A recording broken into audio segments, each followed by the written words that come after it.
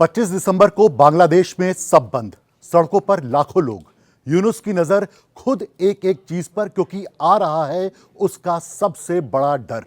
बांग्लादेश के democratic setup में विपक्ष के सबसे बड़े चेहरे तारिक रहमान की वतन वापसी से वहां की राजनीति में बेहद महत्वपूर्ण ऐतिहासिक मोड़ आ गया है।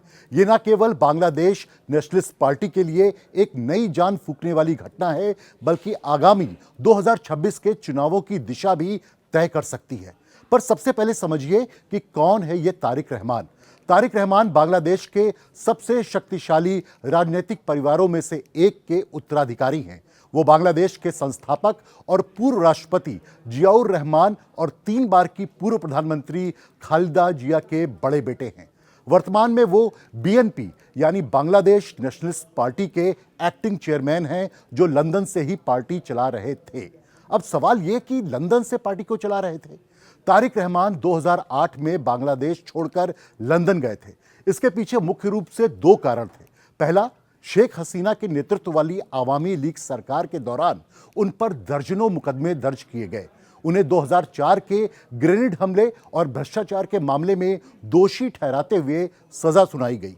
उन्हें जेल हुई। वैसे इन मुकदमों को बीएनपी ने हमेशा राजनीतिक प्रतिशोध बताया है। दूसरा, 2008 में जेल में रहने के दौरान उनकी तबीयत खराब हुई थी, जिसके इलाज के लिए उन्हें विदेश जाने की अनुमति मिली। वो लंदन गए और फिर वहीं रहने लगे। लेकिन अब जब उनकी वापसी हो रही है, तो ये समय राजनीतिक रूप से बहुत सधा हुआ है। अगस्त 2024 में शेख हसीना के देश छोड़ने के बाद बनी अंतरिम सरकार ने राजनीतिक माहौल को बदला है। बीएनपी को लगता है कि अब उनके लिए मैदान खाली है। बांग्लादेश में पहले आम चुनाव 2026 में होने की संभावना है। चुनाव से जस्ट पहले आकर तारिक पार्टी संगठन को जमीनी स्तर पर एकजुट करना चाहते हैं। एक बेहद अहम बात कि उनकी मां बेगम खालिदा जिया काफी समय से बीमार हैं। ऐसे में पार्टी को नेतृत्व देने के लिए परिवार के ही किसी बड़े सदस्य की फिजिकल प्रेजेंस की जरूरत हो गई थी। वैसे 17 साल बाद अपने शीर्ष नेता को सामने देखकर बीएनपी कार्यकर्ताओं में भारी उत्साह है, जो चुनावी रैलियों में भीड़ जुटाने में मदद करेगा।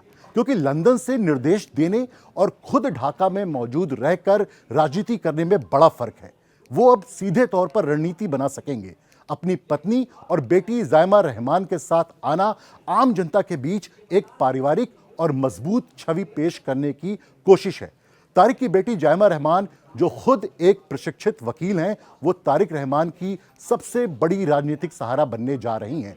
जायमा रहमान की उपस्थिति ये भी संकेत देती है कि बीएनपी अपनी अगली पीढ़ी को भी राजनीति के लिए तैयार कर रही है।